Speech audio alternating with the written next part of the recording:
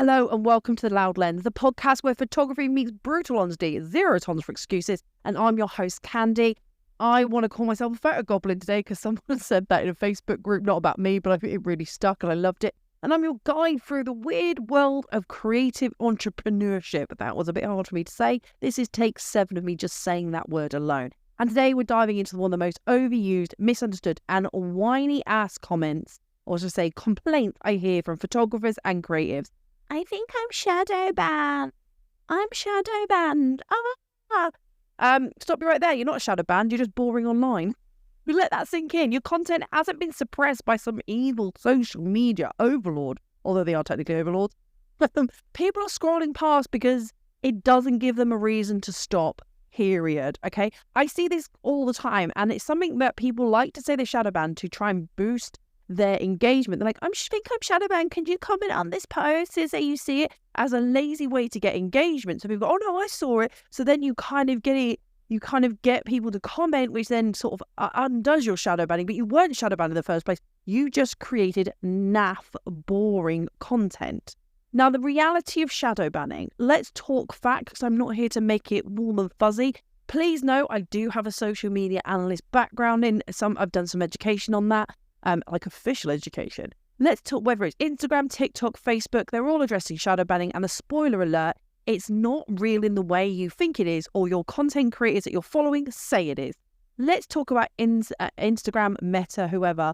Instagram's head honcho Adam Mosseri, I've probably said that right, Mosseri, has said, and I quote, shadowbanning is not a thing, but we do limit the reach of content that violates our recommendations or community guidelines. So the reason why you're limited is because of you, but you don't want to accept responsibility. Okay, so if your post gets no traction, it might be because you're using banned or spammy hashtags, which you can Google or use other search engines. I'm sure there are some available. Did anyone remember Ask Jeeves? That's how old I am. Ask Jeeves. And DuckDuckGo is another one. Anyway, so you're using spammy hashtags, ones that are banned. One of the ones that I found was really peculiar was curvy was banned. And that's, curvy, I don't see that as an issue. But apparently people like to use it for community breaching pictures, which actually now I've said it does make sense.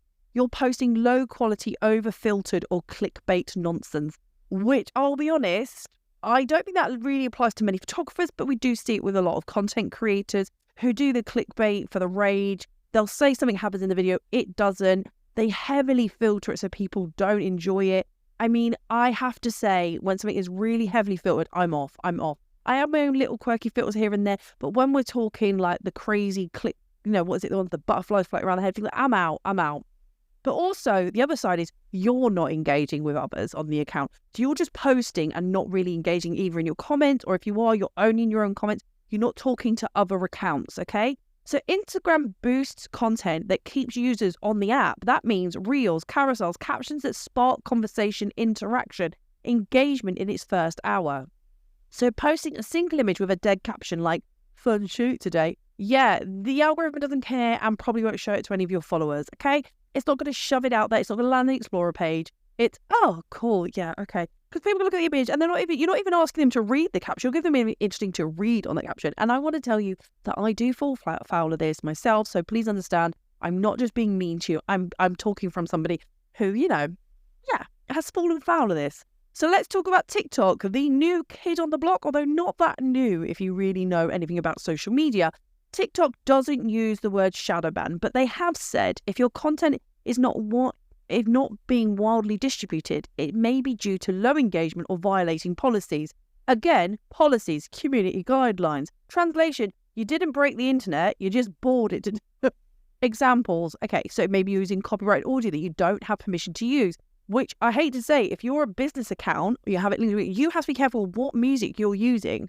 You're reposting old content constantly. Now, TikTok does allow you to say on this day, reshare stuff, but you're just churning stuff out. Or worse, you're using other people's content and you're posting without engaging captions or getting people to watch to the end. TikTok favors raw, engaging, authentic stuff. So if you're just reposting your Instagram reel in video form, no one's watching. They like to see this very, almost dare I say, clunky appeal on TikTok. It's instant. And people scroll for hours on TikTok and don't realize. So maybe you need to do something that really captures the audience.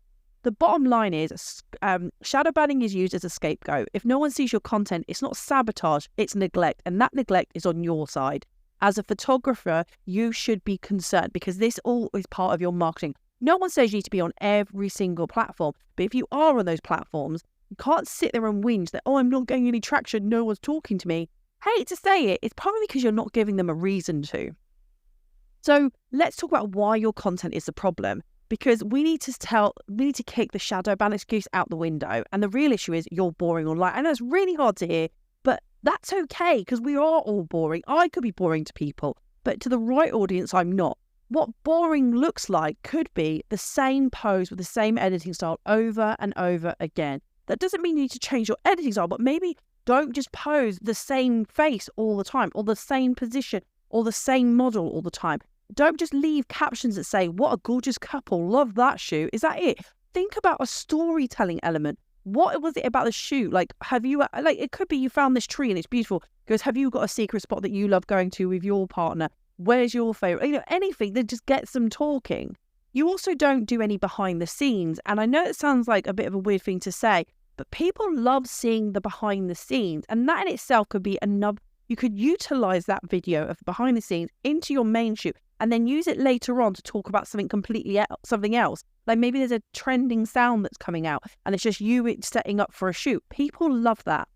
You're not showing you. And people, I don't know how many times I have to tell you this, my guys. People love to see you. They want to see who you are. That's what they want. And also the one that we always talk about, there's no story, no hook, there's nothing to connect with. The hook needs to be right at the start. So like when I just did this audio with you, when I started this podcast, I talked about what we were going to do and I went all in and went a bit crazy with you. That's what you need to be doing, okay? Capturing people, getting them hooked at the start, okay? You might think your work speaks for itself, but in 2025, the internet has the attention span of a hungover goldfish. So if you don't stop the scroll, you don't exist on social media. And I know that people go, I don't do social media. That's fine. Don't ever do social media then. But it's a massive, massive way to market your business. So when it comes to marketing and you're not doing one of the biggest platforms that are available, I would be concerned for my business. Now, marketing versus posting, as I've just spoken about marketing. The real kicker is most of you aren't actually marketing. You're throwing content up and praying for engagement. Posting essentially, here's a photo I took. I hope someone sees it. Marketing is about here's what I do, why I do it, and why you need me in your life. If you're not telling a story, making someone feel something, you're wasting your digital space. And that sounds really cliche. You're wasting your digital space, kids. Marketing is about promoting your business in a way that isn't too salesy, connects with your audience, and builds a level of engagement that people can relate to and actually makes them want to be with you. They want to jump in with you. They want you to photograph them. So rather than just simply posting, give yourself a strategy. Why can't you have a strategy? I'm talking about headshots. Because I'm going to promote my new headshot day that I'm going to do. So why don't you start talking about headshots, talking about the careers of each of your clients have for headshots. One of the videos I did was I shared what each of my clients' jobs was based on and showed a photo from that. So I put up a picture of a lady dressed as Henry VIII and I said, she is a procurement manager. I shared a picture of a guy floating in a hot tub and I said, oh, he's an Amazon driver. All of these different things. And it had great engagement because it showed that, one, I'm really creative, but people from ordinary life can have these amazing photo shoots. And I got bookings from that. So how does it actually work? Okay, so if you want engagement, you kind of got to show up, do your face, show your face. I don't know how many times I have to say this. You've probably heard it loads on every podcast going, people buy from people. They want to know who they're dealing with. They want to meet those people, even if it's in the digital space. They want to get to know you. Share the behind the scenes, even if it's messy, because people love that rawness. We have our entire feed is curated and clean. Sometimes people want to see the realness because they can relate to it. Educate, show your processes. Don't be afraid to show other photographers how you do what you do, or show clients how they can take better pictures. Compare before and afters. You could use storytelling captions, not just jabber, just not fluff. For example, instead of putting loved working with this couple, they told me they felt awkward in front of the camera. 10 minutes later, they're dancing in the rain, and this is how I got them more comfortable. Boom, that's content, that's engagement building, that's telling something about yourself. I know you're like, oh my God, I don't know how to write those captions. There are many AI softwares that can help you, okay? ChatGPT is not something you should overlook. I know people have a bit of a funny feeling about AI, but if you can't do it, what's wrong with outsourcing it, okay? And at the minute, ChatGPT is pretty much free, so it could help you. And most of you aren't boring. So I want to say, when I said that, your content was boring, you yourself are not boring. You're just terrified of being seen or potentially being judged. So you play it safe and then you post generically and you don't show your face. But yet you want people to trust you in a moment when they're going to feel quite vulnerable to be photographed.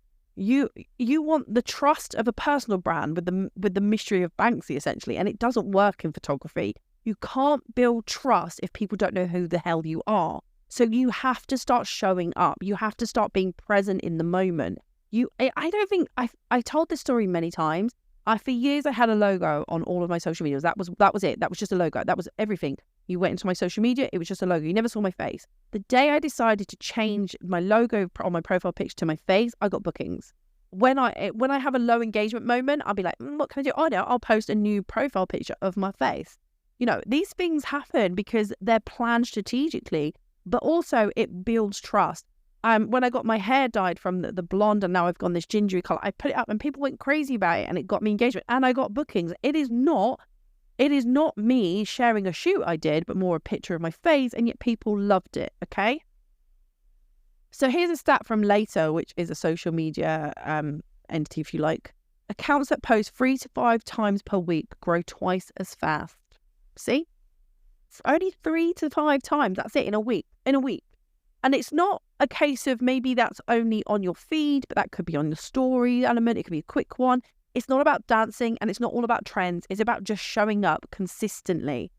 Even if it's not perfect, even if it only gets 12 likes, you post, you test, you learn, you adapt. And that's something people aren't looking at. When you post something online, you have to say, okay, how much did that get? Did that caption work? And then the next time you post, compare it, have a look. And don't be afraid to delete some posts. Like, I don't think there's a problem with that. I mean, some people say, no, keep them all up. I tinker with it. I always have. I've always also on my own social media, I've done this thing where I post 3 images from the shoot, at least. And obviously in the carousel, there's more. But I have it's always in the rows of 3, always. I don't know why. I just think it's really nice. It's appealing for me. And it gives me that chance to be on people's pages 3 times with the same shoot. And it gets me some traction. Sometimes it works, sometimes it doesn't, but it's something I've enjoyed doing. When you know what doesn't work, you can then start working on what does.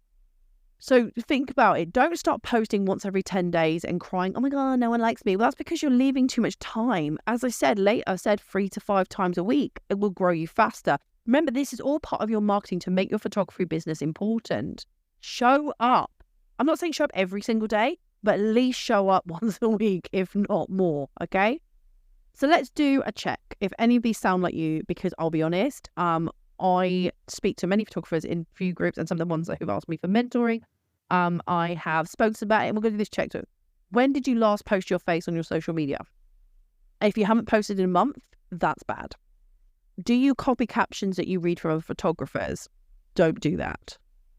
Do you not answer your own DMs? I think most of us do, but you'd be surprised. And I also say to people, make sure you check the spam or the filtered one. I found many a job inquiry in there. I don't know why it happens, but it does.